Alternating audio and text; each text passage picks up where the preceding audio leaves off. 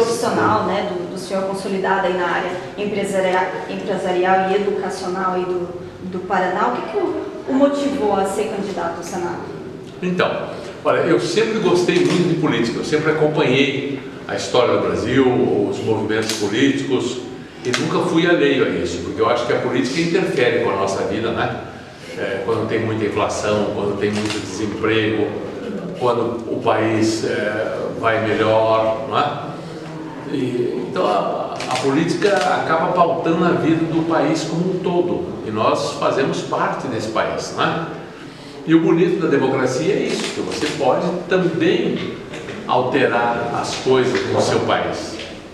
E eu estou, assim, como toda a população brasileira, muito desencantado com o que está acontecendo nos últimos anos, né? A Operação Lava Jato foi uma coisa, assim, impressionante, porque ela colocou às vistas de todo mundo o quanto de podridão, o quanto de corrupção, o quanto de conluio entre empresário corrupto e político igualmente corrupto existia em nosso país, né? Um verdadeiro projeto de poder, né? Uma tentativa de se perpetuar no poder, corrompendo as instituições, quebrando a Petrobras, a nossa maior empresa, provocando uma recessão enorme, um desemprego de mais de 13 milhões de pessoas. Então nós vivemos num país realmente que passa por um momento muito difícil.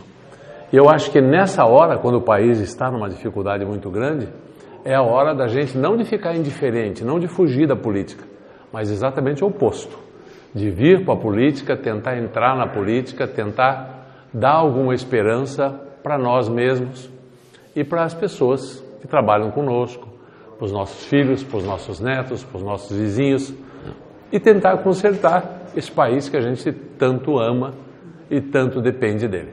Por isso eu entrei na política.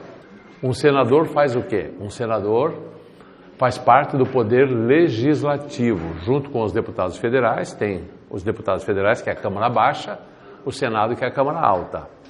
A gente faz e toma medidas para o Brasil como um todo. Um senador não tem poder específico para atuar numa cidade, não é? Eu vou lá representar o Paraná. Claro que, representando o Paraná, algumas questões do Paraná, como, por exemplo, o Porto de Paranaguá, uma rodovia, uma questão ambiental, tudo isso pode passar por uma lei federal, pode passar pelo Senado, e em lá, isso acontecendo, em lá chegando, eu vou ser sempre um aliado do povo do Paraná. Eu vou estar lá para defender o povo e não fazer como certos senadores que nós já tivemos lá, que ficavam discutindo ideologia, ficavam falando na Venezuela, ficavam falando de Cuba, não é?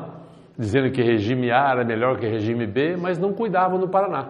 O nosso estado chegou a perder bilhões de reais por causa de briga política. Eu quero dizer que se eu for senador, a política para mim acaba com as eleições. Daí para frente eu tenho um trabalho, e o trabalho é defender o povo do Paraná. Seja quem for o governador, tudo que disser respeito ao estado do Paraná, tudo que eu puder trazer de recursos do governo federal para o estado do Paraná, eu estarei lá para fazer isso. Quais as principais políticas públicas que o senhor pretende defender para o Paraná e para o Brasil, caso seja eleito senador? Então, minha primeira prioridade é leis mais duras contra a corrupção. Não é? Nós tivemos um episódio muito triste, que foi aquela proposta das 10 medidas contra a corrupção, que teve mais de 1 milhão de assinaturas, foi uma emenda popular, que foi para lá e que o nosso Senado transformou naquelas medidas contra abuso de autoridade. Não sei se vocês se lembram disso. Inverteu, o tiro saiu pela culatra. O que era para ser uma série de leis para um combate mais duro ainda à corrupção, se transformou num instrumento para limitar o trabalho de juízes, de procuradores e de investigadores. Por quê? Porque a maior parte daquele Senado estava sendo investigado, tinha muita gente ali com o rabo preso, e não queriam leis mais duras que iam acabar afetando a eles mesmos. Eu quero dizer que eu nunca tive um processo na minha vida, nunca nem passei perto de uma delegacia de polícia e nem nunca perto de um juiz ou de um processo, seja ele qual fosse. Então eu quero sim leis mais duras contra a corrupção. Esse é o primeiro ponto. Depois eu acho que nós temos que fazer uma reforma da nossa Previdência Social. O nosso déficit da Previdência está indo por um caminho que vai inviabilizar o próprio governo federal.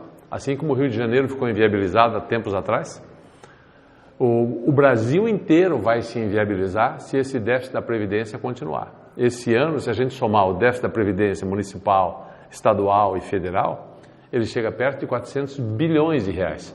E a tendência é isso aumentar ano a ano. Vai chegar uma hora, se a gente não fizer nada, que não vai ter dinheiro para pagar professor, para pagar os funcionários do próprio governo. E o Brasil vai entrar em colapso. Então tem que fazer a reforma da Previdência Social. Outra bandeira que eu defendo muito é uma justiça mais rápida.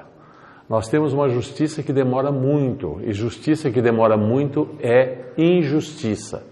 Isso precisa mudar. Precisamos ter uma emenda constitucional, uma PEC, um projeto de emenda constitucional, que todo mundo que for condenado em segunda instância realmente vá para a cadeia, comece a cumprir a pena. Hoje em dia isso é uma interpretação do Supremo.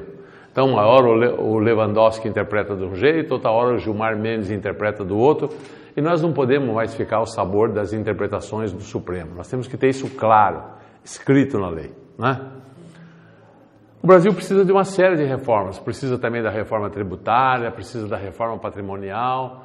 Nós precisamos acabar com os privilégios lá no Senado. Você tem uma ideia? O sujeito que é eleito senador, só porque foi eleito senador, ele ganha um plano de saúde que acompanha ele e a sua família até que ele morra. Isso é um absurdo, isso é um privilégio medieval. Essas coisas eu quero denunciar e quero acabar com isso tudo, não é? Nós temos um orçamento para o Congresso Nacional, ou seja, para custear 513 deputados e 81 senadores, nós temos um orçamento para o ano que vem de 10,5 bilhões de reais. Só para vocês terem uma ideia o que significa 10,5 bilhões de reais, isso é maior do que o orçamento anual de muitos estados da federação, como Piauí, Ceará e outros. Então, tem alguma coisa de muito podre lá que a gente precisa passar limpo, né? Daí vai começar a sobrar dinheiro para a educação, vai começar a sobrar dinheiro para a segurança, vai começar a sobrar dinheiro para as rodovias, e aí eu acho que para a saúde, né? Aí o país começa a mudar um pouco. O que eu posso é exercer uma certa influência junto ao governo do Estado para ver o que a gente pode fazer, tanto na área educacional. Eu tenho muitas ideias na área educacional para a gente melhorar a nossa educação. Eu acho que tem medidas simples na escola pública que é responsável por 80% da educação das nossas crianças, que é a educação mais importante. Se o Ratinho for nosso governador, eu pretendo ajudá-lo bastante nessa área, que eu dediquei 40 anos da minha vida trabalhando com educação, fui reitor de uma universidade, da Universidade Positivo, por 10 anos. Então aí eu acho que eu posso dar uma boa contribuição, mas, de novo, ressaltando, eu posso sugerir, eu não terei autoridade para mandar, isso precisa ficar claro, né? E temos outras carências, cara, na saúde, temos carências de saneamento, não é? Temos carências de infraestrutura, temos várias carências no litoral. O próprio porto precisa, e o Ratinho tem belos planos, projetos para o porto de Paranaguá. O recado que eu deixo a todas as pessoas do litoral é o seguinte: primeiro, quando você tem um filho, um pai ou um irmão que está doente, o que é que você faz? Você faz críticas a ele porque ele está doente? Você abandona ele porque ele está doente? Você diz assim, ele está doente, isso não é comigo, e vai embora?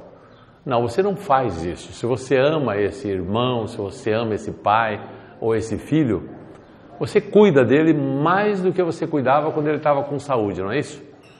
O nosso Brasil é a mesma coisa. O nosso Brasil é o nosso pai, é a nossa mãe, é aqui que se fala a nossa língua, é aqui que está a nossa cultura, a nossa identidade cultural, é aqui que estão os nossos amigos, é aqui que vão crescer os nossos filhos, os nossos netos. E o nosso Brasil está doente. Nosso Brasil está passando por um momento muito triste. Nós precisamos ajudar o Brasil a sair da situação que está. A única maneira da gente ajudar não é ser candidato necessariamente, mas é fazer política sim, é não virar as costas para a política. É observar bem quem você está votando. Porque todos os países do mundo têm governo e têm políticos. Você pode olhar o mundo inteiro, pode olhar na história inteira, desde antes de Cristo até hoje. Nunca existiu um país que não tivesse governo e políticos. A diferença entre os países está na sabedoria do povo em eleger bons políticos e tirar os maus políticos. Porque nós pagamos muitos impostos, nós pagamos 35% de tudo que a gente ganha vai para o governo. Ou seja, cada um de nós que está aqui trabalha 4 meses por ano só para dar dinheiro para o governo. E por que nós não temos uma boa saúde, uma boa infraestrutura, né? Uma boa educação, uma boa segurança? Sabe por quê? Porque ou aplicam mal o dinheiro, criando emprego para sujeito que é do mesmo partido, para parente, ou porque roubam, como o caso do Petrolão e outros. Não é? Então vamos prestar atenção, gente. Mais do que nunca vamos eleger gente honesta, gente que está lá não para fazer carreira, não para se servir, mas que vá lá para tentar servir esse nosso país.